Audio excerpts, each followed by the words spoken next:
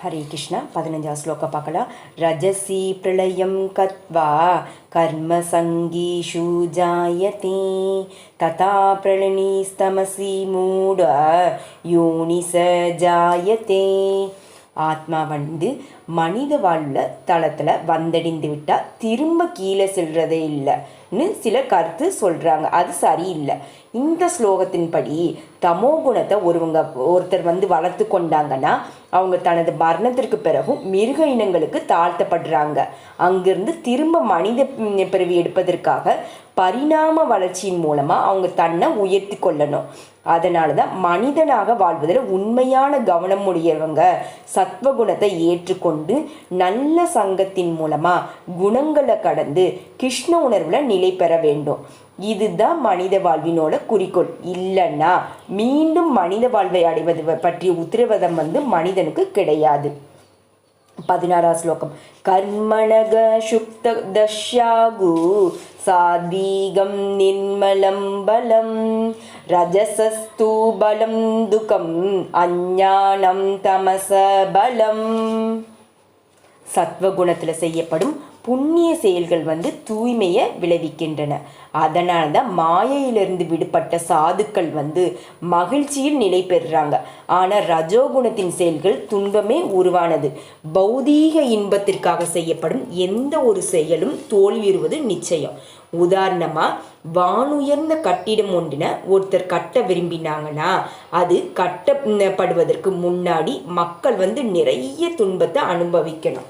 கட்டிடத்திற்காக செலவழிப்பவங்க அதே போல் செல்வத்தை சேகரிக்க ரொம்ப கஷ்டப்பட்டு உழைக்கணும். மேலும் இந்த கட்டிடத்தை உருவாக்க வேலை செய்யும் மனிதர்கள் உடலால் ரொம்ப பாடுபடணும். இதே போல துயரங்கள் இருக்குது. அதனால தான் ரஜோகுணத்தின் மயக்கத்தின் கீழே செய்யப்படும் எல்லா செயல்களும் நிச்சயமாக பெரும் துன்பங்கள் நிறைந்ததுன்னு பகவத்கீதை சொல்லுது. என்னிடம் இந்த வீடு உள்ளது, என்னிடம் பணம் உள்ளது என்ற பெயர் அளவிலான இந்த மன மகிழ்ச்சி வேண்டும்னா கொஞ்சம் இருக்கலாம். ஆனால் அது உண்மையான மகிழ்ச்சியே இல்லை. தமோ குணத்தை பொறுத்தவரை அதில் செயலாற்றுபவங்களை அறிவு என்பதே இல்லை. அவரோட செயல்கள் தற்போது துக்கத்தையும் பின்னர் மிருக வாழ்வினையும் அவங்களுக்கு விளைவிக்குது. மிருக வாழ்க்கை எப்போதும் துன்பமயமானது. மயக்க சக்தியான மாயையின் கீழே இருக்கும் மிருகம் அதனை புரிந்து கொள்றதே இல்லை என்ற போதிலும் கூட அது துன்பமயமானது தான். அப்பாவி மிருகங்களை கொல்வதும் தமோ குணத்தில் செய்யப்படுவது தான். மிருக கொலையாளிகள் எதிர்காலத்தில் தங்களை கொல்வதற்கு ஏற்ற உடலை மிருகம் பெறப்போகிறது என்பதே தெரியும். இதுதான் இயற்கையின் சட்டம். மனித சமூகத்தில் ஒருவர் மற்றொரு மனிதனை கொண்டால் தூக்கிலிடப்படுறாங்க. இது தேசத்தின் சட்டம். முழு உலகமும் பரமபுருஷரின் கட்டுப்பாட்டில் இருப்பதை அறியாமையின் காரணத்தினால மக்கள் அதை பார்க்கறதே இல்லை. ஒவ்வொரு உயிர்வாளியும் முழுமுதற் கடவுளின் மைந்தனே தான். நம்ம எல்லாருமே அந்த கடவுளினோட குழந்தைகள் தான். ஒரு சிறு எறும்பு கொல்லப்படுவதை கூட அவங்க பொறுத்து கொள்வதே இல்லை. அதற்கான விலையை கொடுத்தாகணும். அதனால தான் நாக்கின் சுவைக்காக மிருகங்களை கொல்லுவதில் மிகவும் கீழ்த்தரமான அறியாமை தான். இறைவன் பல பல அருமையான பொருட்களை வழங்கியிருப்பதால மிருகங்களை கொள்வதற்கான தேவை மனிதர்களுக்கு கிடையாது. இருந்தும் ஒருவர் மாமிச உணவு சாப்பிட்றதுல ஈடுபட்டாங்கன்னா அவங்க அறியாமையில் செயல்படுறாங்க என்பதும் ரொம்ப இருண்ட எதிர்காலத்தை உருவாக்கி கொண்டிருக்காங்க என்பதும் புரிந்து கொள்ளணும்.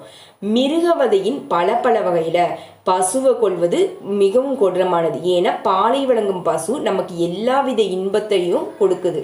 பசுவதை என்பது ரொம்ப ரொம்ப கீழ்த்தரமான அறியாமை தான். வேத இலக்கியத்தில் ரிக்வேதத்தில் கோபிக பிரணீத மஸ்தரம் என்று சொல்லப்பட்டிருக்கு. அதாவது பாலால பூர்ண திருப்தி அடைந்த மனிதர் பசுவை கொல்ல விரும்பினாங்கன்னா அது ரொம்ப கொடூரமான அறியாமை காரணம்தான். வேத இலக்கியத்தில் பின்வரும் ஒரு பிரார்த்தனையும் இருக்குது. நமோ பிரம்மண்ய தேவாய கோ பிரம்மாணஹிதாயாச்ச ஜகாதீதாய கிருஷ்ணாய கோவிந்தாய நமோ நமக. எம்பெருமானே, பசுக்களுக்கும் பிராமணர்களுக்கும் நலன் விரும்பி நீரேதான். மேலும் மொத்த மனித சமுதாயம் மற்றும் உலகத்தின் நலம் விரும்பியவன் தாங்களேதான். இது விஷ்ணு புராணத்துல சொல்லப்பட்டிருக்கு. இதன் பொருள் என்னன்னா, பசுக்கள் மற்றும் அந்தணர்களின் பாதுகாப்பு இந்த பிரார்த்தனையில விசேஷமா குறிப்பிடப்பட்டிருக்கு. அந்தணர்கள் வந்து ஆன்மீக கல்வியின் சின்னம், பசுக்களோ ரொம்ப மதிப்புள்ள உணவின் சின்னம். இந்த 2 உயிர்வாயும், அதாவது பிராமணர்களும் பசுக்களும் எல்லாவித பாதுகாக்கும் கொடுக்கப்பட வேண்டியவர்கள். அதுதான் உண்மையான நாகரிக வளர்ச்சி. நவீன மனித சமுதாயத்துல ஆன்மீக ஞானம் வந்து அலட்சியப்படுத்தப்பட்டு பசுவதை ஊக்குவிக்கப்படுது.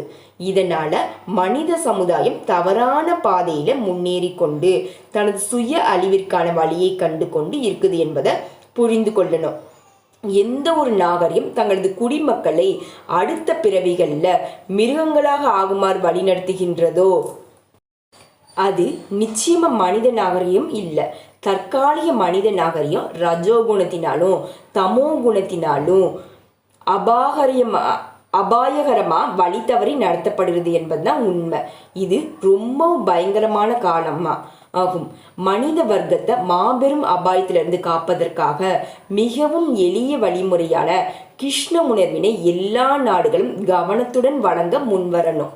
ஹரே கிருஷ்ண கிருஷ்ண கிருஷ்ண ஹரே ஹரே ராம ராம ஹரே ஹரே ஹரே கிருஷ்ணா.